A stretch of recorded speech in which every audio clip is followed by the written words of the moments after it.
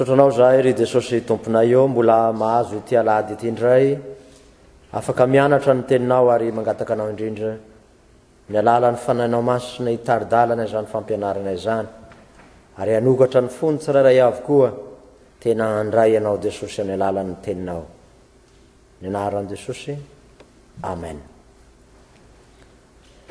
Eny tompoko tamin'ny farany teo sika dia nianatra momba ny biografia na ny momba ny fiainan'ny ingay Paoly apôstôly.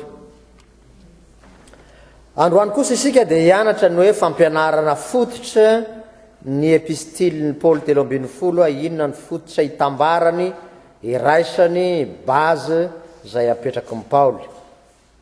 Araka ny fanao sika moa dia fohy ihany no ananasika an'izany.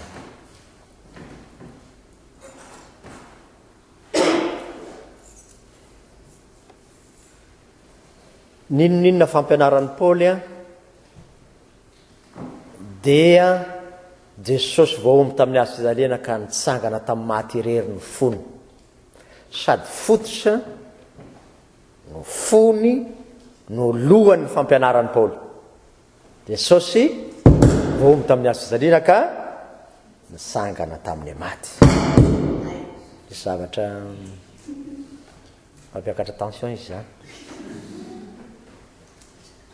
Eny tompoko. Misy fomba maro anazavan'ny Paoly zany hoe Jesosy maty sy nitsangana amin'ny maty zany. Raisitsika voalohany ny Romanina toko voalohany ny andininy 9:40 hoe tsy menatra ny filazantsara fa herin'Andriamanitra famonjena izay rehetra mino izany. Famaritana azy arak'izany iza ny filazantsara Jesosy voaomby tamin'ny hazo fijaliana ka tsangana tamin'ny maty. Amin'ny Paoly na iza mitory filazantsara hafa ivelan'io na anjely aza dia voaoziny zany olony zany. Ny fototra fampianaran'ny faharoa dia ny Romanina toko voalohany 7:20 ihany izay nandraisany ny fanamarinana amin'ny finoana izay lazan'ny Paoly hoe ny marina amin'ny finoana no velona. Ny fanontaniana dia ny hoe marina manahoana, velona manahoana. Ny marina dia tsy hafa fa iray ihany dia Kristy, ary ny olona mino dia mitafy ny fahamarinan'i Kristy na ny fahamarinan'i Kristy isaina ho isan'ny fahamarinan'ny mino. Ny velona, raha Paoly miteny hoe velona dia Jesosy nitsangana amin'ny maty ny référence. Ankoatran'izay fahafatesana. Noho izany, zay olona manana an Jesosy ilay nitsangana tamin'ny maty dia maninona koa izy? Velona koa izy. Fa raha tsy manana an Jesosy nitsangana amin'ny maty ao anatiny dia maty izy.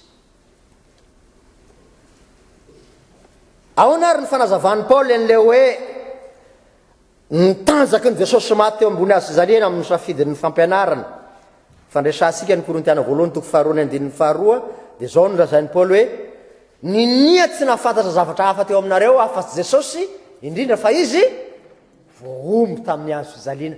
Eo irery ihany no misy ny famonjena, misy ny fisoloana ny eloko ny mpanota ka nanany ny fiainana mandrakizay.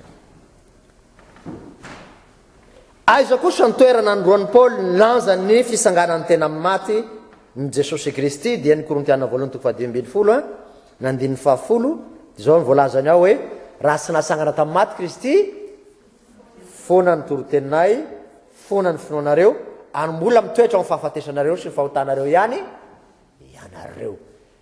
Fototra io Jesosy nitsangana amin'ny maty ny filazantsara. Io no fahamarinan'Andriamanitra, io no anamarinana ny mpanota ka dia matanjaka io amin'ny apôstôly Paoly. Ny olona amin'izay ary amin'ny apôstôly Paoly dia zao, rehefa ny olona no hamarinina, ny olona no hamasinina tamin'ny alalan'i Jesosy Kristy dia olona afaka izy. Io no atao hoe liberté chrétienne amin'ny Galatiana toko 5. Fa olona afaka ianareo, aoka ianareo sy hitondra ny fahafahanareo anara-po amin'ny ratsy ka dia ny olona mino an Jesosy no olona afaka aleo azany ty fa ny micro koa mbola tsaratsara ka noho zany dia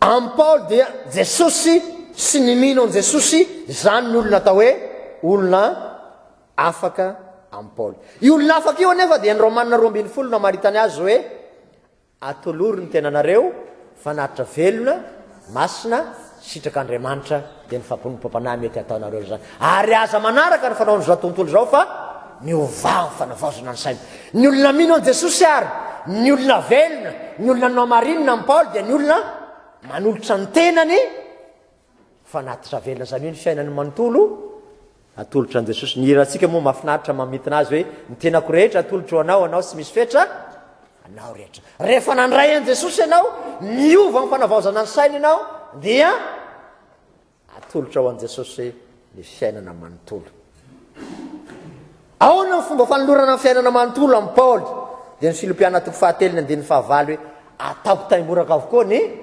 zavatra rehetra zany hoe ny karazam-pahotanana dia toa misy mamirapiratra aza ny fijery anazy dia zao fantatrareo moa zany taimborako zany misy tsy mahafantatra io zavatra anatina tsinaina koa dia zay maloto ao anatin'ny tsinaina io na omby ny tena filaza anazy moa fa mba afantarana mety tsy mahita tsinaina omby koa aty angamba tsisy ka ataony zavatra tsy misy dikany maloto tsy misy ilana azy ny fahotana sy ny filaninofo rehetra ny antony dia noho ny fioarany fahalalana tsara ny Jesosy Kristy io zany a dia ampianarin'ny Paoly amin'izay ny amin'ny lalàna sy ny fahasoavana na ny lalàna sy ny filazantsara ny jiosy dia niezaka hitady famonjena amin'ny alalan'ny fitandremana ny lalàna fa ny antsika kosa ny azahoantsika famonjena dia ny finoana an Jesosy reriany fahasoavana ny amonjena antsika tsy avy amin'ny asa tsy avy amin'ny lalàna sao isy riaria kanefa raha tsy amarinina amin'ny lalàna isika dia sy hitanina ny lalàna avy eo Paoly sanatria zany fa ny olona mino ny olona no amarinina dia mitandrina ny lalàna ary rehefa zany dia tonga zanak'Andriamanitra izy ny Romanina 9 fa zay tariny fanan'Andriamanitra no zanak'Andriamanitra dia ny fanahin'Andriamanitra amin'izay mitarika azy ny anara ray tamin'ny Korale Lamaly ny hoe fanahy ny fahendrena sy ny fahalalana ary ny fahazavan-tsaina ngamba tadidiny tanora tsara na nkipy ara dia tadidy fa io fanahin'Andriamanitra io no mitarika amin'ny atao rehetra na asa atao na fianarana atao na tokatrano na amin'ny fiainana manontolo dia ampianarin'ny Paoly fa ny olona zay efa nanao taimboraka ny zavatra rehetra dia tariny fanahin'Andriamanitra izy ary rehefa tariny fanahin'Andriamanitra izy dia lazain'ny Paoly hoe raha misy olona amin'ny Kristy dia olom-baovao izy fa lasa ny zavatra roa reo fa tonga vaovao reo ka dia amin'izany mahavaovao azy zany dia tonga miaramila izy Efesiana 4:1 dia mitafy kasika dia mitafy fiarovantratra dia mitafy hitanareo miaramila io dia misy basy amin'izay entina miady mandra-patapitry ny fofinaina Efesiana 4:1 ny famonjena ny tenin'Andriamanitra ny finoana zany no hoentiny mandeha ka naiza nazy andehanany dia miaramila izy zany anarana vaovao entsika amin'ity fampianarana ity ny mino dia miaramila tsara ny Kristy io miaramila io nefa tsy manana kalaknikov sy pistolet automatique fa ity ny sabatry ny fanahy io ny Efesiana 4:1 sady sakafo izy ity no fitaovam-piadiana sady hanina mahavelona hoy Jesosy hoe tsy ny mofianina velomany olona fa teny rehetra zay miloaka ny vavan'Andriamanitra ary rehefa zany dia mandresy foana izy ozy ny Romanina 9 amin'izany rehetra zany dia manoatra noho ny mpandresy isika amin'ny alalan'ilay ty antsika amin'ny teny frantsay izy mazava tsara plus que vainqueur. Inona ny atao hoe plus que vainqueur? Tsy mandresy fotsiny fa maneotra noho ny mpandresy. Ny dikany dia hoe ny mandresy dia mety mandresy ianao androany a fa mety ho resy rapitso. Misy mpanao tontolo malaza eto Québec eto ataony Georges Saint-Pierre zay. Dia tena mandresy foana tamin'ny farany teoko nataony le zalahy zay masaka. Vaky hatramin'ny vava. Sary alain'ny Paul dia mahafantatra tsara ny raharaha milamila sy ny sport. Azo resana am-piangonana koa zany, tsy fahotana zany. Fa saingy ianao kosa dia plus que vainqueur. Inona ma plus que vainqueur anao? Mandresy foana ianao satria ny fandresen'i Jesosy nitsangana amin'ny maty io no meny ianao. Zay mampandresy ianao hatramin'ny fahafatesana dia resy avokoa mpandresy zany ianao. Resy ny fahotana, resy ny devoly, resy zao tontolo zao, resy ny elo, ary raha miala eto tany dia aoka mahatoky hatramin'ny fahafatesana ianao dia ho azonao ny sarom-poninahitra fiainana. Dia voninahitra ho an'Andriamanitra ry zanaka ry fanahy masina rehefa azy hatramin'ny taloha indrindra ka ho mandrakizay. Vavaka isika. Saotra Jesosy eo noho ny fitiavanao, nazahoana nampianatra ny asaribidiny fampianarany Paoly apôstôly zay miorona aminao Jesosy, lay maty sy nitsangana amin'ny maty ho fiainanay ka mahatonga anay ho mpandresy amin'ny zavatra rehetra amin'ny fiainana manontolo. Ny anaran'i Jesosy. Amen.